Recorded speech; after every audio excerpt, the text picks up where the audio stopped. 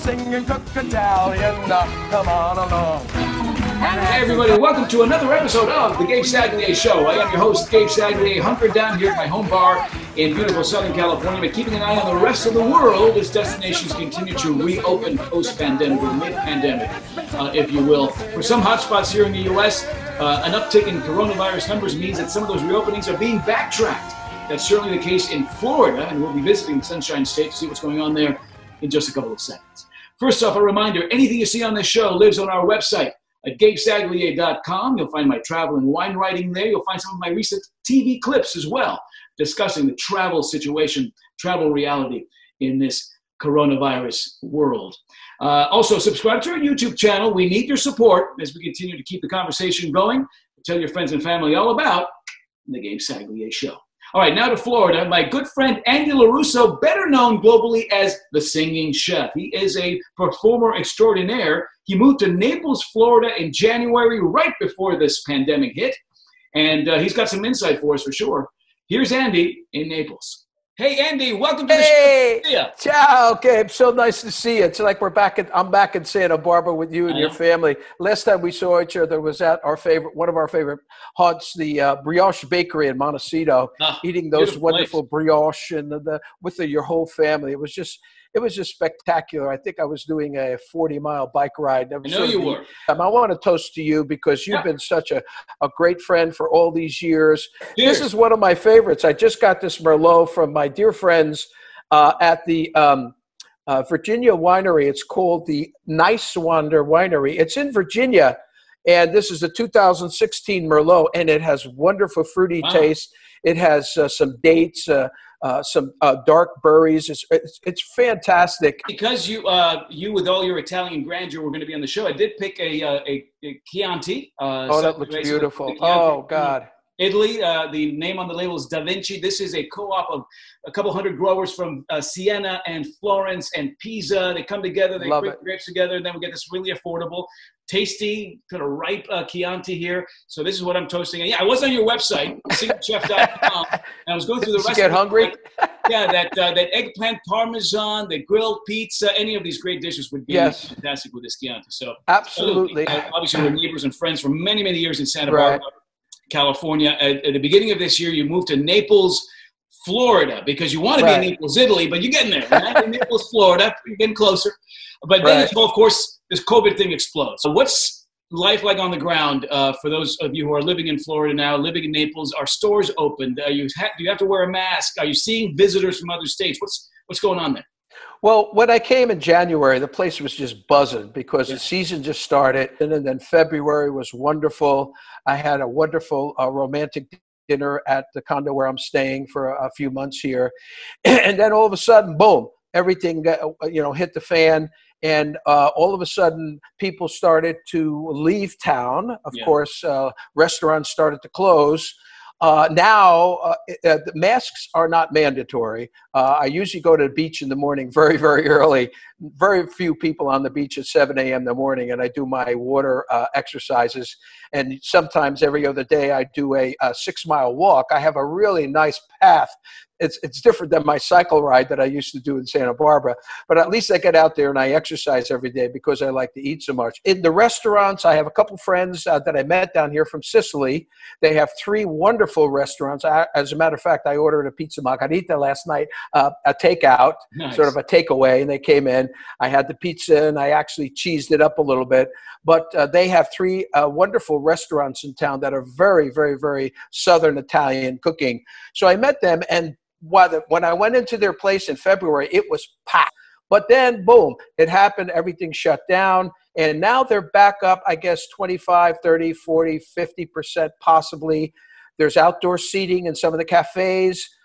People are wearing a mask, but most of the time, the servers have the gloves and the masks on. But yeah, that's how it is now in the area. Yeah, I'm on the West Coast. So I mean, the West Coast is not as affected or crazy. There's more people, more population on the East Coast in Dade County and all those players. I'm in Collier County, which is Naples. So it's not that crazy here, thank God, so far. Andy, you and I met many years ago when I was doing television in Santa Barbara. You, of course, have always been someone I've admired because of your eclectic career as a trained singer, world-class singer, and a world-class chef. And you combine both talents, and this persona, the singing chef, has really made you a commodity on TV, on these cabaret shows you do around the country. I'm gonna put my persona hat on. There you go. There you go. I love it. You came on the morning show that I used to do in Santa Barbara many times. You've done the morning show circuit, and you were on the Donnie and Marie show as a regular as well. That must have been a lot of fun. He is the author of this book, Sing and Cook Italian. Will you please welcome Andy LoRusso? Yeah, Andy. How are you, bud? Great. Well, Donnie and Marie are real key people. I mean, besides being so spiritual-based and, of course, family-based, my God, they are just fantastic. And when I was working on their show, we did a couple segments, and which I usually end my casino shows with one of the segments, Sing and Cook Italian, with them. But they were instrumental in helping me find my only child, who was given up for adoption. Donnie and Marie, I've always been on the top of my list. They finished their show, obviously, in Vegas in November. And I was so fortunate to be singing with them and cooking and just having a great time on their show. So your career now, Andy, is you're a sought-after speaker and obviously a performer, and you do these cabaret acts across the country. But let's face it, this COVID reality sort of flipped on his head the way that we attend, consume live shows and some of the great, sort of these live acts that you're so well known for. But you've still got some upcoming here, the next couple of months, shows on the calendar. How is it different, though? How are your audiences different? How are these shows being promoted differently, under this new COVID reality mandate that's out there for these sort of live events that bring people into gatherings and bring people together? Right, good question, Gabe. Well, basically my shows are 90 minutes usually in length. It's a 4-course dinner. There's beautiful images of Italy on the screen that I show behind me on the stage, in the ballroom, in the grand ballroom, in the showroom, whatever. And their words are on the screen so people could sing along. Generally, there's usually about 250 people at these shows that I've been doing. Well, actually, this is my 28th year. And now what has happened is I just spoke with one of the people, the marketing directors, Ryan Stewart, and his team that have booked me and contracted me for actually May. And of course, they pushed that back to the end of this month. No tickets being sold at the moment for these shows. And it's all going to be mostly comp. The first show for the VIPs, and then the second show set up the same way with tables of 8, possibly with 5 people at each table, and then having the full 90-minute shows for 2 nights in Buffalo Run Casino in Mama, Oklahoma.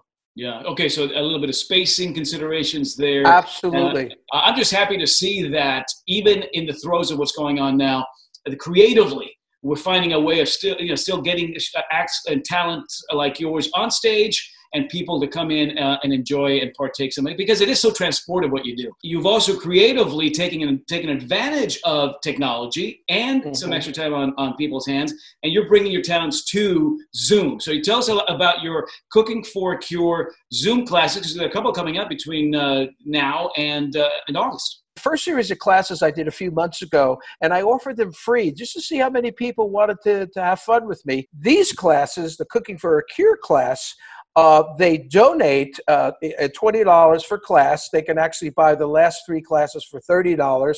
And usually it's about 40 minutes to 60 minutes roughly. I send them the recipes, which they're also on my website. I send them the prep list, okay? So by the time we get on that Zoom call, they're able to participate. I'm able to give them some chef tips.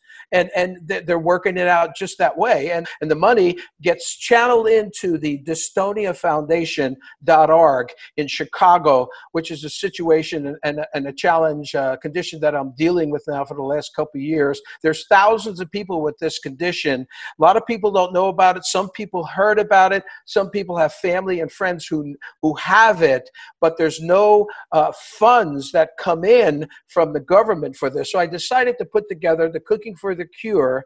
And then above that, I got my private sauces coming out, hopefully by the end of August, which is going to be a fantastic tomato basil, of course, vodka cream. And my grandmother, my Nonna Grace's from Sicily, sausage and fennel flavored. Actually, it's in the mail now. I'm going to be tasting it this week on some rigatoni pasta. And I'm going to be making sure that it tastes as close as possible as Nonna made it in her cucina. I'm going to get some of the sauce at home, open up another bottle of Chianti, and again, I'll be transported back to Italy.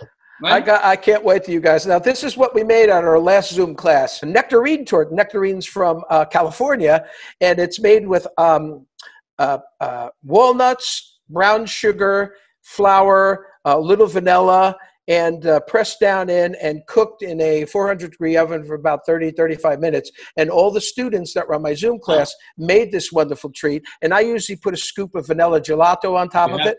And I wish that you could have some now. I'd love to share it with you, Gabe. Grazie. Prego. Prego. It's molto bene. Everything about it is fantastic. And Andy, continued success to you, my friend. And I look forward to toasting with you in person sooner rather than later. Yes, please say hello to your family and your lovely wife and your children for me, and your mom, who I met in Santa Barbara. Yeah, I will. Okay? Grazie. Prego. Such a fun guy. Hey, listen, to connect with Andy, to find out more about Cooking for a Cause, his sauces for dystonia, his upcoming schedule of events, his recipes, check out his website, singingchef.com. Of course, Florida, I can't help but think of Florida and then think about Disney World, one of our favorite family destinations there in Orlando. Disney World is open. All those 4 parks are, in fact, open to the public with a whole new sort of slew of requirements and mandates. You got to buy a ticket online. You've got to reserve your entry online as well, so keep that in mind.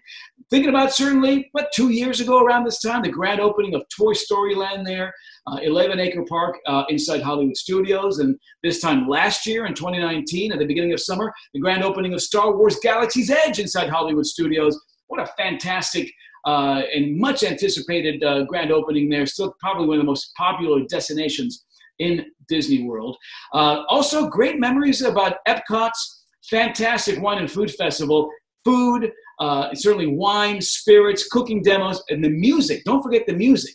We were talking singing with Andy before. I got to do some singing with Mark McGrath from Sugar Ray. You don't believe me? Check this out. I was raised in Newport Beach, California, about 20 minutes away from Disneyland in Anaheim, Orange County. So it's been part of my DNA since growing up. I never thought I'd be employed by Disney, which is so amazing. It's like a complete turnaround. Let's come full circle. And I get to bring my family here. I remember my dad and mom used to bring me to Disneyland. Now I'm bringing my kids to Disney World, so I'm very blessed. All right, what first song that you're singing tonight? Well, the one we rehearsed. So, we're going to play that tonight. You still need help getting you warmed up for this? Because that's I what hope you remember your part. Ready? Okay.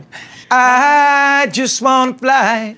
Put your arms around me, baby. Put your arms around me, baby. We are ready. Let's go, man. Let's do it. I just want to spread your love and fly on me for. Not bad for an impromptu duet, wouldn't you say? For more information on when some of these great festivals will be making a comeback to Disney World, you want to check out their website, of course, which is disneyworld.com. That's going to do it for this episode of the Gabe Saglie Show. There's more to come, of course, so stay tuned to this YouTube channel. Until we see each other again, stay safe, stay well. Today we're gonna sing and cook Italian. Come on along and have some fun. Oh yeah, we're gonna make ricotta cake. Yes. For everyone, for everyone. It's been so much fun to sing and cook Italian. One more time. It's been so much fun to sing and cook